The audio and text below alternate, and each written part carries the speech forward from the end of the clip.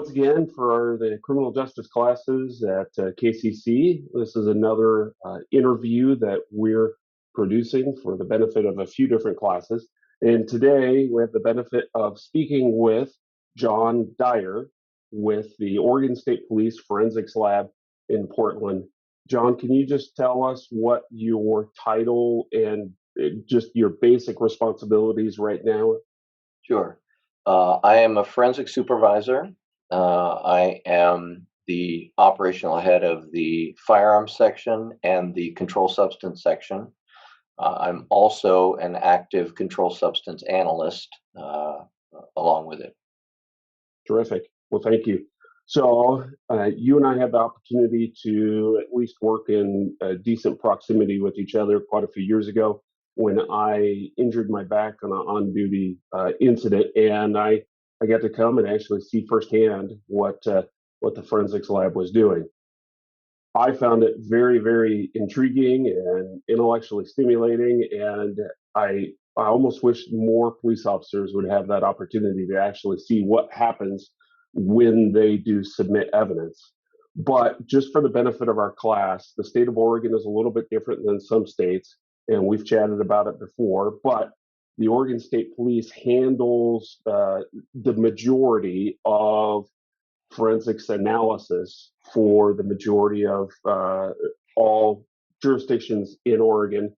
And you mentioned, except of course, I think you said Portland and Eugene. Are there any other entities that handle some of their evidence in house? Actually, there are several others. There is Clackamas County SO have their own latent print team and crime scene response team. Washington County have a fairly robust crime scene response and latent print team. Those tend to be the services that agencies provide for themselves.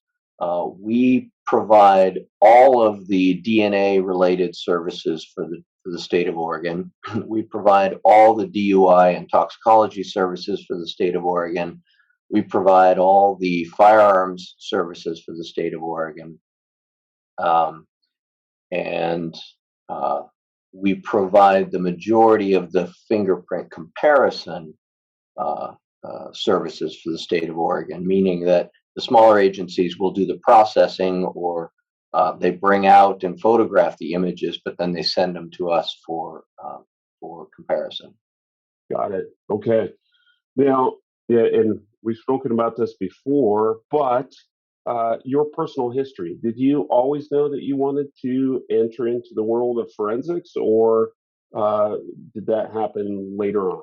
Well, we're going way back now.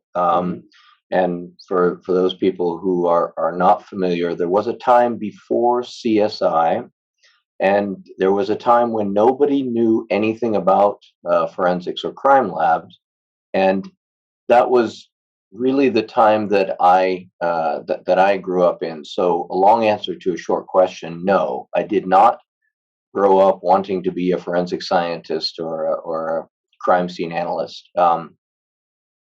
I'd always been interested in science, so my background was more science, general science, than it was anything specific. But I really just wasn't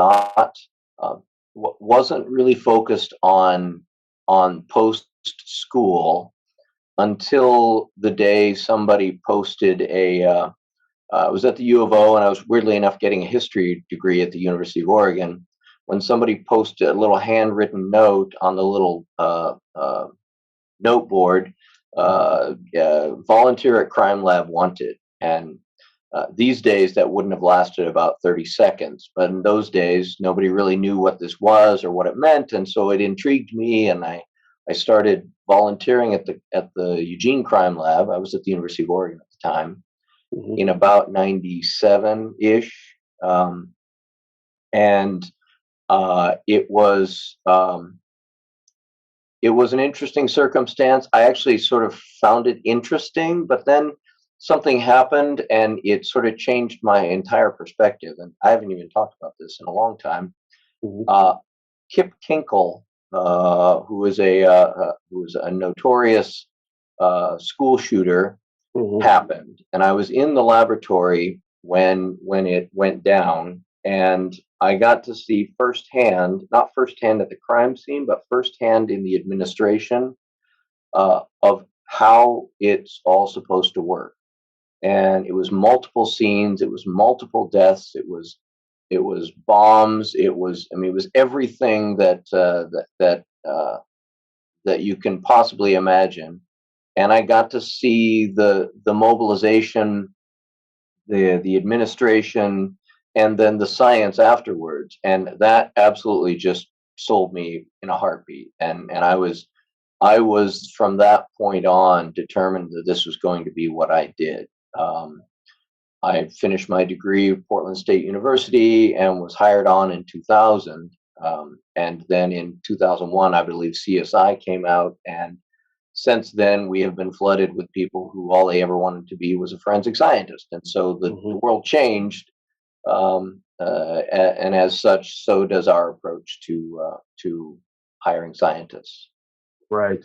Which is a good segue for what I think is one of the most important parts that you do in talking, and that is you are an administrator at your location, and you have a lot of involvement in both the end selection, interviews, hiring, and everything else. But there is, I maybe we could even just guess as far as how much of an increase in percentage. But nowadays, it does seem like a large amount of young people are fascinated by forensic science and at some point or another thinks about maybe making that career, but you are the one that has experienced it and also experienced some of the hiring processes and everything else.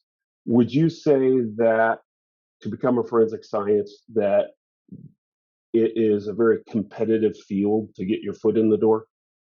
I don't think you can get past that understatement. It's a very, very competitive field for two reasons. One, there are a lot of people who want to do this, but also because it's more than just a job. It is a career, and there's a lot of buildup and passion in the people that we hire. They don't tend to move on quickly, and so Right. when we fill a position, we these days we expect that we're filling that position for 20 years, which Hmm. means that position's never going to come up again until the next generation of scientists. And that pays off well for us, but not so well for the for new hires, because not a lot of positions open up, and that's a statewide, that's a nationwide concept. But we don't hire these transient workforces. We hire people, and they tend to be pretty stable in these positions. So really, it has just as much to do with the competitiveness of the pool, as well as these positions don't open up very often. Gotcha.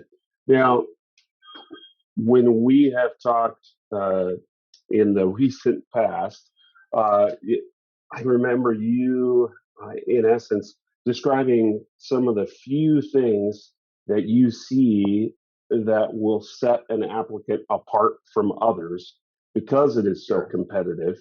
Uh, would you mind covering that again? Because I believe you had three basic points, maybe a few more last time we talked. Yeah, absolutely. First and foremost, we're hiring scientists, and I say that because there are a lot of options for people who are interested in our field. And by options, I mean there are a lot of types of degrees that someone who's interested in this field might explore in an effort to get into this field. And I'm sort of here to simplify that decision making process. The the easiest hire for us, as far as educational background goes, is chemistry or biology degree. Now, with that, I would suggest statistics and genetics, only because those are specific to DNA positions. But fundamentally, we're looking for someone who has a strong science background. Now you'll notice I didn't say a forensics degree. And there's a particular reason why I didn't say forensics degree. Chemistry and biology and those related hard science degrees have standardized curriculum, meaning you can get your degree from Southern Oregon or you can get your degree from Harvard. It doesn't matter. Everybody knows what classes you took, and so it's a like for like comparison.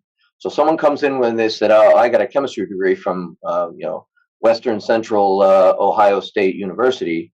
Uh, we know exactly what they took, and we know that they meet our minimum qualifications. There is no standard curricula for uh, forensics. And so if someone comes in with a forensics degree, as there are undergrad forensics degrees, we don't know if that meets our qualifications or not. So we have to go in and dig a little deeper to see what classes they've taken to see if they meet a hard science degree. Oftentimes, universities will throw in things like criminology, um, which is a social science. They'll throw in things that aren't necessarily hard science, and those don't count, right? And so if a degree is heavy on the social sciences and light on the hard sciences, you may think you have a degree that meets the minimum qualifications because it says forensics, but it doesn't for us because we're looking for scientists. So a heavy foot stomp on take a hard science degree. And as kind of a side note, if the whole forensics thing doesn't pan out, if you have a biology or a chemistry degree, you are far more marketable than if you have a forensics degree for exactly the same reason. Nobody knows what you took, and nobody knows what your interests were. Um, let's see. Uh, another. A follow-up question on that, John. Yeah. Okay. Go ahead. So those are the minimum requirements. Are the majority of the applicants, do they have a master's degree or above? Well, I honestly, I don't know the answer to that question, and here's why. It Because we work in a state agency and we deal with minimum qualifications.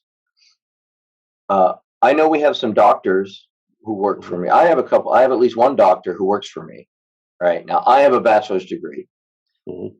Having a doctorate or having a master's gives you experience to speak intelligently, but it doesn't give you the leg up as far as the pool of players go, the pool of applicants go. Um, for example, you could get a chemistry degree and you'd be qualified for forensic science. You could get a chemistry degree and a master's in forensics and be qualified for forensic science, right? So I'm not trying to say don't get a higher level degree. I would never say that. I'm a lifelong learner, but I uh, I I am saying that we're looking for people who can meet the minimum qualifications, and then we will throw them in the pool and we'll start the application process. Um, Mhm. so to say some of them have masters, yes, absolutely. I do know of some that have masters. Whether the majority of them have masters, I don't know because what I do know is that they all meet the minimum qualifications. Gotcha. Okay. Right. So the second thing that we are looking for, as far as skill sets go, is and this is different from other sciences. We're looking for public speakers. We're looking for people who are comfortable with talking in groups that are varying levels of education, varying levels of interest, because of the element of testimony. Uh, Mhm. our science is pretty application level science, meaning we're not doing research. We're not doing. We're not. We don't have chalkboards. Remember when we used to have chalkboards? We don't used to have Oh, yes. chalkboard. I guess they're whiteboards full of scientific equations all over the place. What we do have are a lot of instruments. We generate a lot of data, but it's very much application level science. However, what we have to do in all instances is be prepared to explain why that science is valid science and why what we did gives a valid answer in the court of law, meaning it's not enough that I say it's meth. At some point, I may have to get in front of a group of people who are a jury or a judge, and I have to say what I did and why you should believe me when I say it's meth. And that's not as easy as it sounds, especially these days where the science is being challenged pretty consistently in the courts. Also because of the popular way it's presented. Mhm. We have to be accomplished public speakers, and that is not something that is easy to explain to someone when they are trying to become what it is that we do, because you don't think about that element of it. Right. But absolutely, it comes across when we are interviewing, and two people being equal in education and understanding of the science, we're going to pick the good speaker because that's an element of the job that doesn't necessarily isn't necessarily foot stomped in the whole process of getting the education. And Mhm. honestly, I wish they did. I wish they spent more time in public speaking and less time in talking about Duquesnoy Levine for marijuana. You know, we can teach Right. that stuff. Really hard for us to teach public speaking and comfortable in talking in groups. Mhm. So Absolutely. minimum qualifications, science, hard science. We need uh, public speaking, good, strong sort of public speaker. I don't want to say we're all alphas, but we're at least most of us are extroverts Mhm. because that tends to be the type of person. Now, I will say there are some very successful scientists in our group who overcome their introvertedness and successfully testify every single time. So I'm not saying it is a requirement, but it certainly will help you in the process of getting on and then being successful in this field. Um, Mhm. the last one, and this seems like a simple one, but it's an interesting gatekeep for me as a hiring manager. And this is the idea of following directions, and that's almost sounds silly saying it, right? Is that they have to Right. be able to follow directions. Mhm. But when I say that, it's not just as simple as following directions, because one of the fundamental processes, one of the fundamental things that we deal with on a day-to-day basis are these is the idea that we follow procedures and the integrity involved in documenting that you follow those procedures. And a lot of that, so when I say you can follow directions, there's a whole lot of layers to that. We'll boil it down to a single one at the end, but Mhm. for now, the the high level of integrity required to do this job. You can't cut corners. You have to follow procedures. You have to document that you follow these procedures, because at any time, if you cut a corner and then tell somebody you didn't cut a corner, that invalidates you and that invalidates the science and the work that you did. But not only that, it ripples out into other places. And as I said recently, we're being challenged a lot in court. Well, every time somebody does something that they shouldn't, we all have to answer the same questions. Why should we believe you? This person in Boston did this thing. How can you convince us that you didn't do it too? And so Right. we answer those questions a lot, as do a lot of sort of law enforcement. We are all Mhm. held to the standard of the lowest common denominator, which is the fool that probably should never have been doing the job anyway.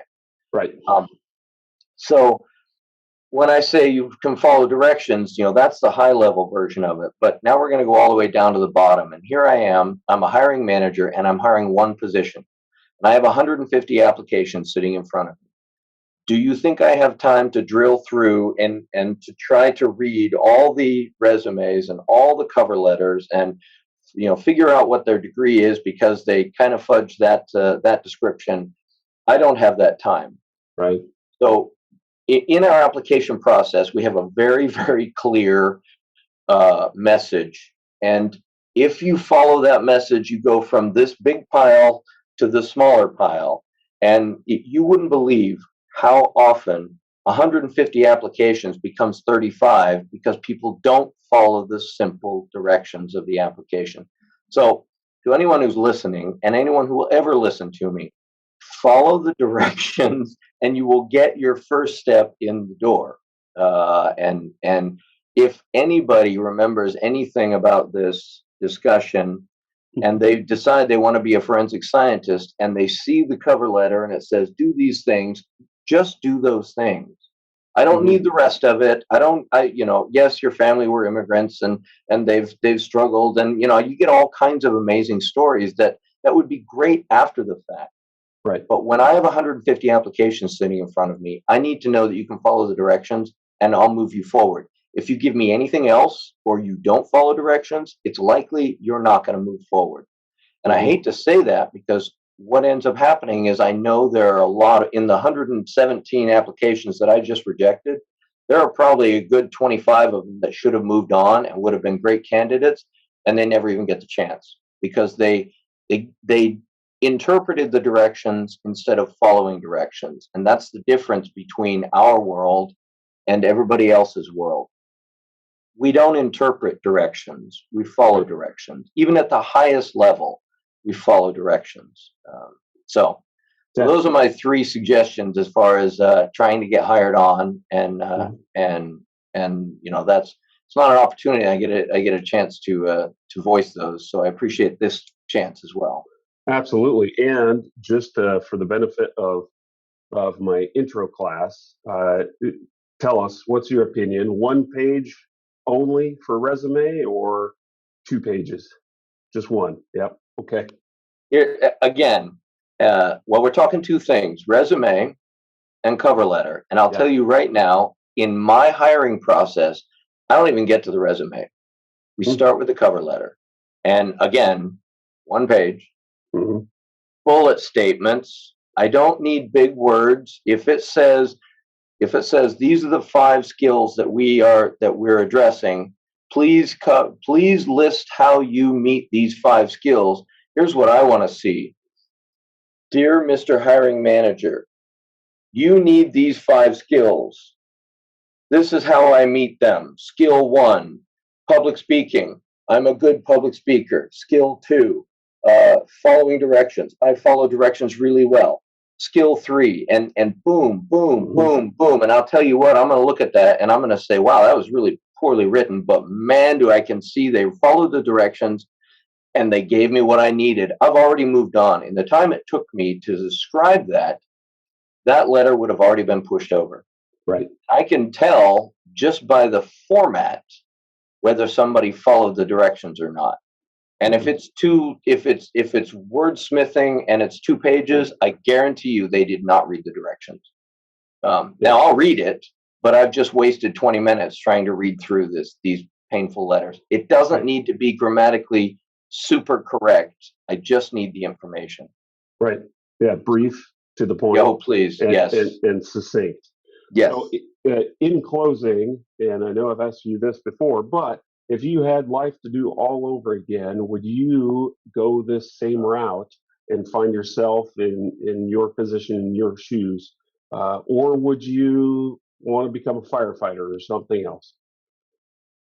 That's the easiest question I've had all day.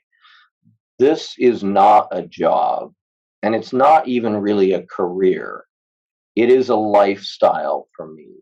It ticks so many boxes in my emotional well-being that I could probably spend another 20 minutes telling you why it meets my needs. But in a nutshell, the people I work with, the integrity of the organization, the impact we have, there is a cool factor. I won't shy away from that. As soon as I say I work in a crime lab, everybody wants to sort of gather around and hear the stories. So I have an ego. It feeds my ego. But even more than all of those things, now I'm ex-military, so it meets a lot of the same things that the military met with me as far as integrity and organization goes. But here's the thing that absolutely strikes the heart of me, and that is the idea to contribute to this thing called justice. Uh, I am an integral part to the process of keeping society together. And we can spend all day talking about how whether our justice system is broken or good or bad, but that's not even what I'm getting at. I'm Right. getting at this bigger thing, not the system itself, but the idea that we are part of the good guys, right? And there are bad things that happen and etc. But that doesn't change that it meets my internal need to be something bigger than just a day-to-day guy. And forensics is bigger than just the day-to-day guy. I'm not a perfume chemist. I'd make more money as a perfume chemist, I guarantee you. I'm not looking for the next non-stick deodorant. Those are all similar science type jobs, but they would not meet my set. That would be a job. They don't meet this higher level need that I have to be a contributing member, to give back to society, and to be able to contribute to the growth and development and structure of society. It's not one sided either. I mean, if the evidence says this person is guilty, that's the evidence, and I have answered questions. If the evidence says they're innocent, I'm just as happy to present that information.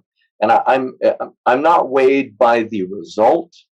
It's the contribution to the process that Mhm. drives me.